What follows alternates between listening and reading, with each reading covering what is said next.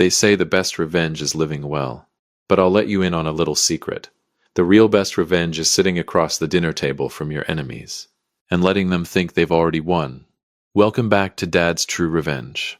Grab your snacks, get comfortable, and remember, the people in these stories had every chance to behave themselves. They just chose wrong. Drop a comment, and be sure to subscribe. You're going to love it here.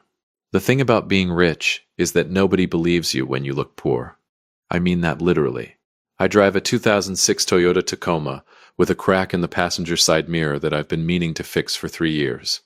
I wear a Casio watch, not ironically, not as some billionaire quirk. I just like it. It tells time. It doesn't need charging. What more do you want from a watch? My name is Frank Colton, and for the last 22 years, I have owned Colton Marsh Industries, a manufacturing and logistics conglomerate that quietly sits in the top tier of its sector. We move product across 14 states. We employ just under 4,000 people. Last fiscal year, we cleared a number that would make your coffee go cold if I told you. But walk up to me on a Wednesday morning outside my house in Beckley, West Virginia, watering my tomatoes in a flannel shirt and beat-up garden clogs, and you'd offer me a coupon, not a boardroom seat. That's exactly how I like it. Now, my daughter Lacey, God bless her, did not inherit my love of invisibility. She's sharp, she's beautiful, she's got her mother's laugh and unfortunately her mother's taste for dramatic men. When she brought Clayton Hale home for the first time 3 Thanksgivings ago, I shook his hand, looked him in the eye, and thought, this man has never been told no in his entire life. You can always tell. There's a particular shine to people like that, like the world has been buffing them their whole lives. Clayton wasn't a bad person. I want to be clear about that. At least that's what I kept telling myself. He was smart, well-dressed, confident in a way that filled rooms. When I quietly put him through our internal vetting process, yes, I vetted my daughter's boyfriend. I'm not apologetic about it. His numbers were solid. His instincts were sharp. So when Lacey told me she was serious about him, I did something I'd never done for any hire in 22 years. I was promoted from emotion. I made Clayton Hale the CEO of Colton Marsh Industries. He had no idea who he was really working for. As far as Clayton knew, he had been headhunted by a prestigious firm, interviewed by a panel of executives, and earned the position on pure merit. Which, to be fair, he mostly had. I just greased the door a little. Lacey knew, of course. She thought it was equal parts sweet and insane. Dad, she said, the night I told her, sitting at my kitchen counter with a mug of chamomile tea, you do understand that this is the plot of a soap opera. I prefer to think of it as strategic family planning, I told her. She gave me the look. You fathers out there know the look. The one that says I love you and you are completely unwell. For 14 months, everything was fine. Clayton ran the company well. Better than I expected, honestly, which both pleased me and annoyed me in equal measure, because it meant Lacey had better taste than I gave her credit for, and I wasn't ready to admit that yet. Then one Thursday evening in March, Clayton called me. Not as a son-in-law. He called me the way he always did, warm, respectful, slightly performative in the way young executives are when they think they're talking to a simple older man. Frank, he said, I want you to come to dinner. Meet my parents properly. They're in town for the weekend.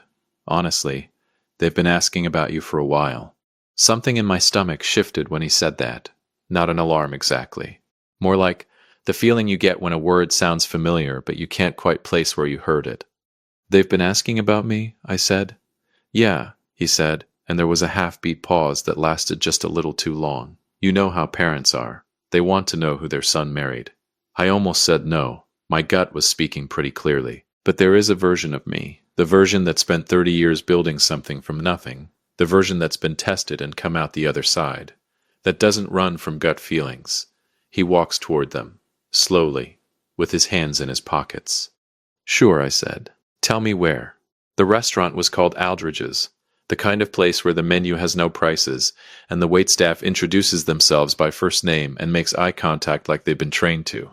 I wore my cleanest flannel, on purpose. Clayton met me at the door, freshly barbered, wearing a jacket that probably cost more than my first car. He looked at my shirt, and to his credit, to his genuine credit, he didn't flinch. You look great, he said. I look like a man who found parking, I replied. He laughed. I didn't. Inside, Stuart and Norma Hale were already seated. Now, I need you to understand something about first impressions. In my experience, People who have done something wrong always overcorrect when they meet you.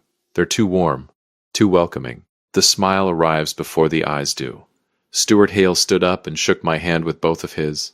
The double-handed shake, which in my experience means either you're deeply sincere or you're deeply calculating, and said, "Frank, we have heard so much about you. Please sit. Sit." Norma touched my arm and said I looked wonderfully comfortable, which is the expensive restaurant way of saying she'd clocked my flannel and filed it under not a threat. Good.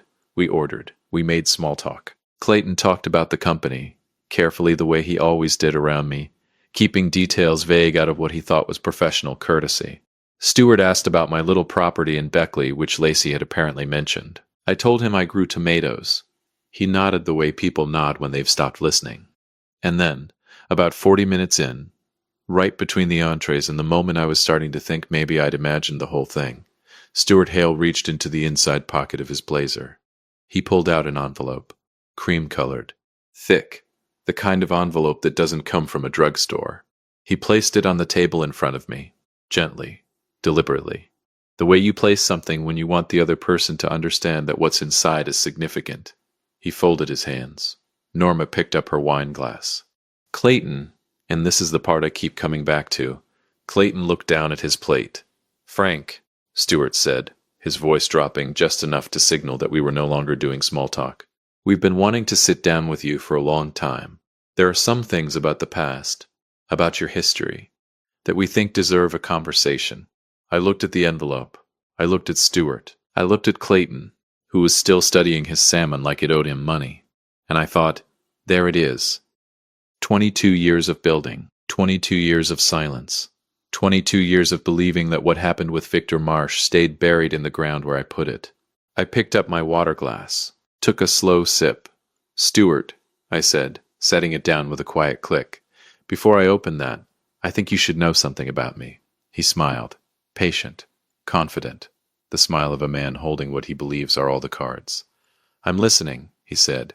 I leaned forward. "I never sit down at a table I haven't already flipped." The envelope sat between us like a grenade with the pin already pulled. And nobody at that table, not Stuart, not Norma, not even Clayton, knew which one of us was already holding the pin. If you've made it this far, do us one quick favor. Subscribe. A lot of people watch without ever doing it, but it costs you nothing and means everything to us. Thank you. Genuinely. I did not open the envelope right away. That's important. Because the whole game, and make no mistake, this was absolutely a game, depended on who blinked first. Stuart Hale had spent what I imagined was a considerable amount of time preparing for this moment. The restaurant. The timing. The cream-colored envelope was placed just so. This was choreography. And choreography only works when the other person follows the steps you laid out for them. I had no intention of dancing, so I picked up my fork, cut into my steak, chewed slowly, and let the silence sit on that table like a fifth guest nobody had invited. Norma shifted in her seat. Stuart's patient smile developed a small crack in the left corner. Clayton still hadn't looked up. Finally, after what I counted as a very satisfying 45 seconds, I set my fork down, wiped my mouth with the cloth napkin, and reached for the envelope. Inside were documents, photocopied but clean, organized with the kind of deliberate neatness that says a lawyer touched these. I didn't read them immediately. I didn't need to, because the moment my eyes landed on the name at the top of the first page, my entire chest went cold and completely calm at the exact same time. Victor Marsh. Let me tell you about Victor Marsh. In 1987, Victor Marsh and I were partners. We were 26 years old, broke in the specific way that only young men with enormous ambition and zero capital can be broke, and we had a plan to build something. A small manufacturing outfit in Columbus. Nothing glamorous. Metal parts for industrial equipment. The kind of business that doesn't make headlines but makes the world run. For 4 years we built it together, and for 4 years I ignored every sign that Victor was not the man I believed him to be. He was skimming. Not dramatically. Not all at once. The way termites work. Quietly, consistently, until the structure is hollow and you don't know it until you lean on the wrong wall.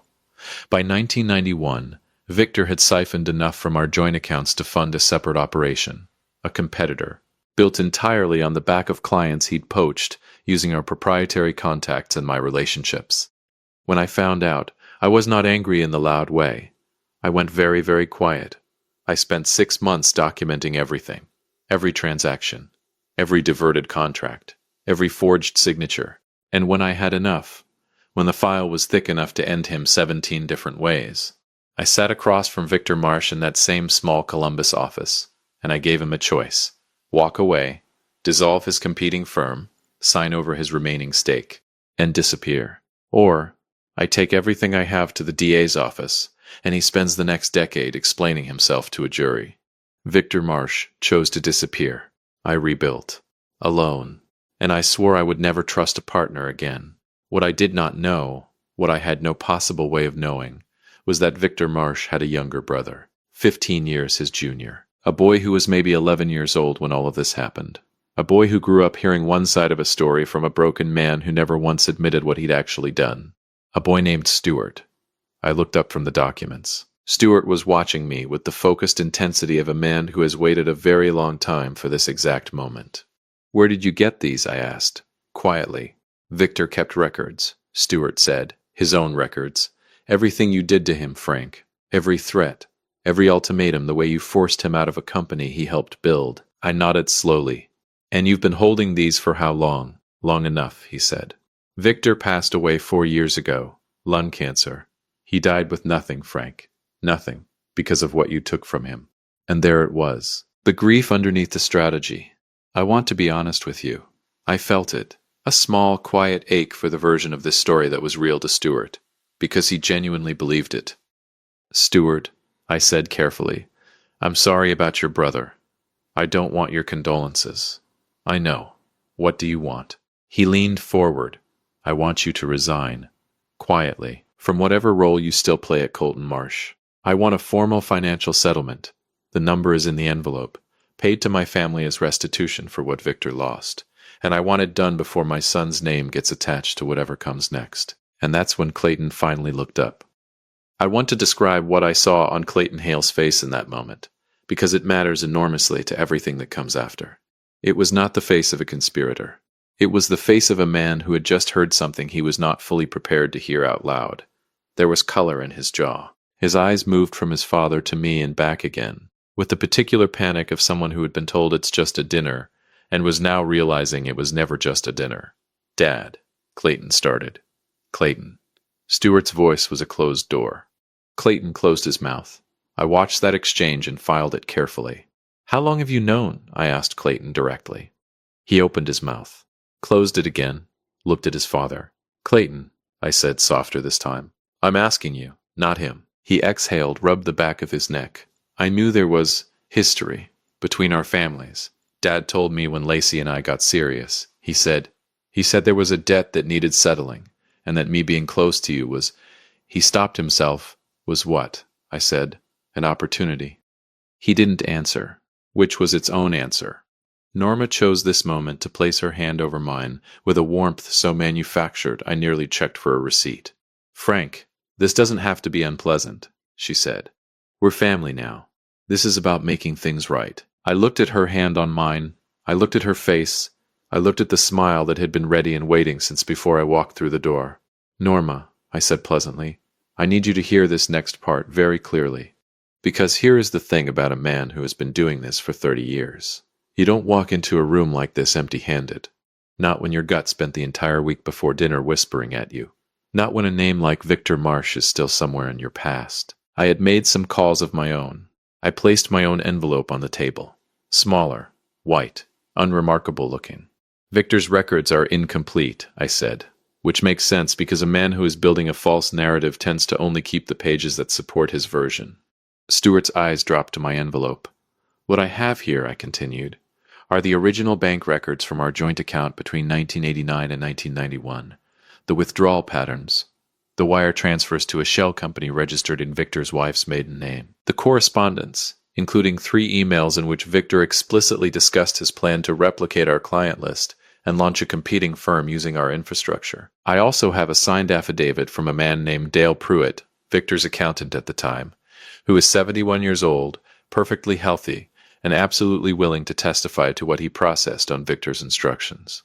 Stuart's face had changed. The patient's confidence was gone. In its place was something rawer, something that looked, underneath the anger, almost like grief. You destroyed him, he said. His voice had lost its dinner party finish. He destroyed himself, I said. And then he told you a story that let him die feeling like a victim instead of what he actually was. You threatened him. You forced him. I gave him a choice, I said. The same choice the law would have given him, except with considerably less public humiliation. What he did with that choice was entirely his own. Stuart stood up. Not dramatically, just the slow rise of a man whose legs have made a decision before his brain caught up. Norma touched his arm. Sit down, Stuart, I said quietly. Please. Because this conversation isn't finished. And the part that's left, the part that actually matters, is about your son. And for the first time since I sat down, I saw something in his face that wasn't panic or performance or the rehearsed confidence of a man raised to expect the world to arrange itself around him. I saw something that looked remarkably like shame. Clayton, I said, I need to tell you something, and I need you to listen to me the way you would listen if I were just Frank, not your father-in-law, not some old man in a flannel shirt, just Frank. He nodded. Barely, but he nodded. I leaned forward. I know who you are. I've known since before you walked through my daughter's front door. And what I'm about to tell you is going to change every single thing you think you understand about your life for the last 14 months. The waiter appeared at the edge of the table. Can I interest anyone in dessert? He asked brightly. All four of us stared at him. He backed away slowly. Clayton Hale was about to find out that the quiet old man in the flannel shirt wasn't a guest in his world. He was the architect of it. And the blueprints were about to land on the table. If you've been listening for a while and want stories like this to keep coming, it really helps if you hit that like button and subscribe. 97% of people never do, but it's what keeps this whole thing running. So, thank you for real. I want to tell you something about the word reveal. People think a reveal is dramatic. They think it comes with raised voices and pointed fingers, and someone storming out of a room. They've watched too many movies. In my experience, the most devastating reveals happen in the quietest voices. The ones that don't need volume because the words themselves are heavy enough to pin a man to his chair without laying a single finger on him. I poured myself a glass of water, took a sip, set it down, and I began. Clayton, I said, what do you know about how you got your job? He straightened slightly. The CEO reflex, the automatic assembling of composure that I'd watched him deploy in boardrooms for over a year. I was headhunted, he said. Executive search firm. I interviewed with the board. It was a competitive process. It was, I agreed, completely legitimate. Your numbers were strong. Your instincts were good. I want you to hold on to that part because it's true, and it matters. What do you mean, you want me to hold on to that part? I mean, I said slowly, that the search firm that headhunted you was contracted by me. The board you interviewed with reports to me. The position you have held for the last 14 months. The one with the corner office on the 19th floor, and the car allowance and the salary that I know, because I approved it, exists inside a company that I own. Entirely. Have owned for 22 years. The frown deepened, then stopped. Then his face did something I can only describe as a slow system shutdown, like a computer that has been handed information that does not compute, and simply stops processing. He started. Frank Colton, I said. Founder and sole owner of Colton Marsh Industries. The Marsh in the name was Victor's. I kept it because I built this company on the lesson he taught me, and I never wanted to forget it. You have been running my company, Clayton, reporting to my executives, signing off on my contracts, sitting in a chair that I placed you in. Absolute silence. Stuart had sat back down at some point during this. I hadn't noticed when. He looked like a man watching a building he'd spent years constructing quietly fold in on itself floor by floor. Why, Clayton said. It came out younger than he intended, stripped of the boardroom finish, just a man asking a genuine question. Why would you do that? Norma made a sound that was somewhere between a gasp and a scoff.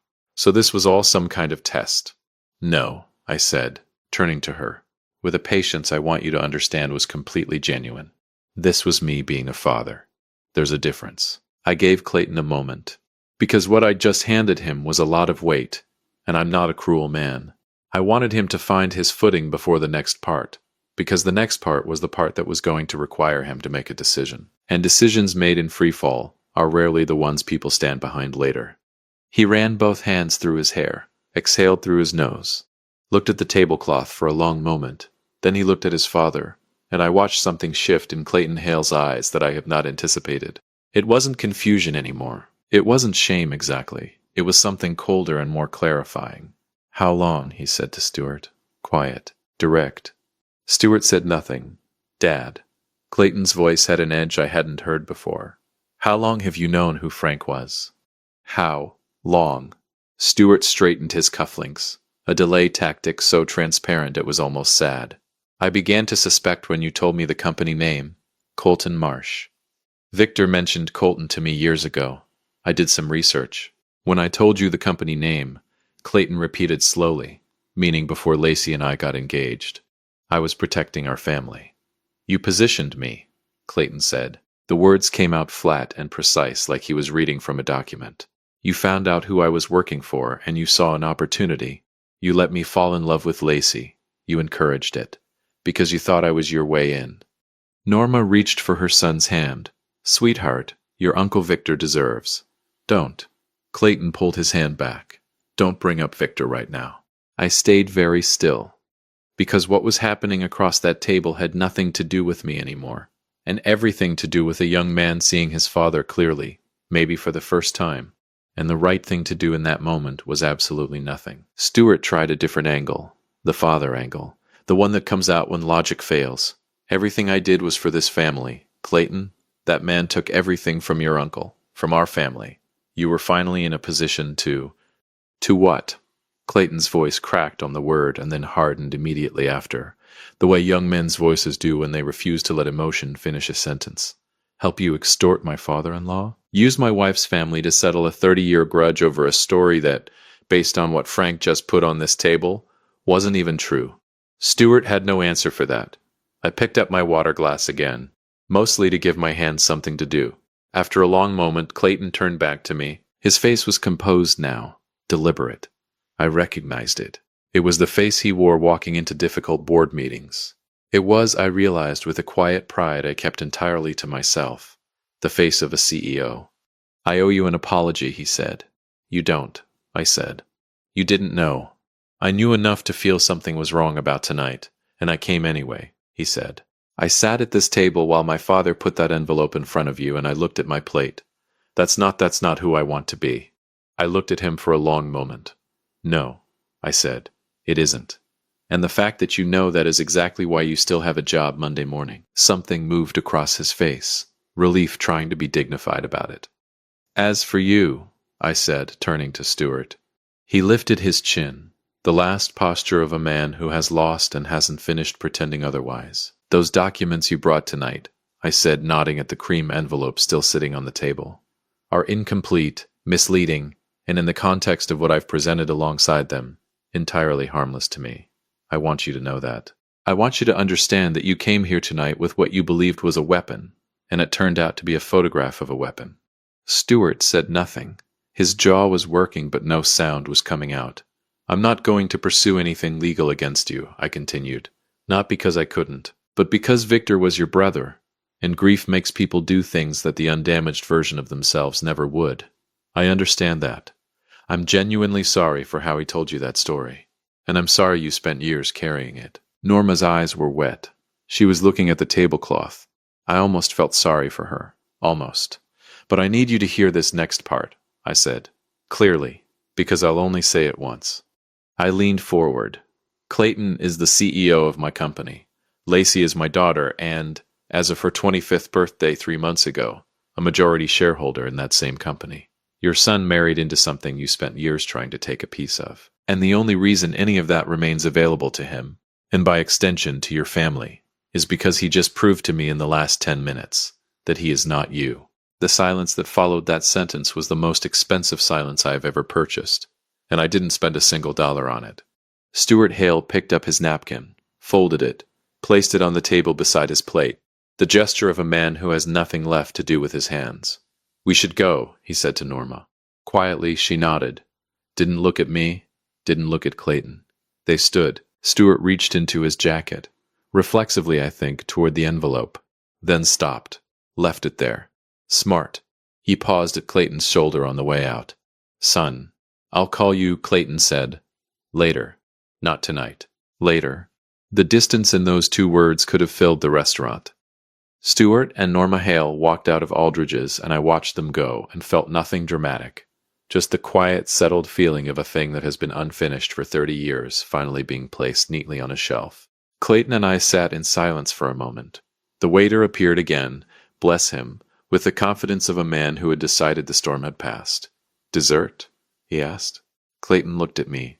I looked at Clayton. "You know what?" I said. "Yes." "What's the chocolate thing?" "2 of those," I said, "and coffee. Real coffee, not the decaf nonsense." The waiter disappeared. Clayton let out a breath that sounded like it had been waiting since before the appetizers. "Frank," he said, "yeah, I need to ask you something, and I need you to be honest with me. Always." He looked me directly in the eye. "Do you actually trust me? To run the company? Not as Lacey's husband. As a CEO." I considered the question the way it deserved to be considered. 6 months ago, I said, "You restructured the Midwest distribution chain and saved us $4.3 million annually. You did it without being asked. You identified the problem, built the solution, and presented it to the board before I even knew there was an issue." I paused. "So yes, I trust you." He nodded slowly. "Processing. But," I added. He looked up. "Monday morning, you and I are having a proper conversation. Not father-in-law and son-in-law. Not owner and CEO. 2 men. Honest conversation about what we both know and how we move forward. No more gaps. No more flannel shirt mystery." The corner of his mouth moved. "You're really not going to stop wearing the flannel, are you?" "The flannel is non-negotiable," I said firmly. He laughed. A real one. The first real thing I'd heard from him all evening. The lava cakes arrived. We ate them. The chocolate was obscenely good. I made a note to tip the waiter generously on the way out, because honestly the man had earned it. I drove home in my 2006 Toyota Tacoma with the cracked passenger mirror. The city moved past the windows and I let it. I thought about Victor Marsh, the young man he was before greed got its hooks in him. I thought about Stuart, sitting somewhere tonight with a story he'd have to rebuild from the foundation up. I thought about Clayton driving home to my daughter, trying to figure out how to explain an evening that had rearranged his entire understanding of his own life. I thought about what it means to build something, not just a company, a way of moving through the world that means when someone finally comes for you, and someone always eventually comes for you, you are not caught off guard at a dinner table. You are already home. I pulled into my driveway, sat in the truck for a minute, looked at my house, modest, warm, lit from inside because Lacey had stopped by earlier and never remembers to turn off the kitchen light. My phone buzzed.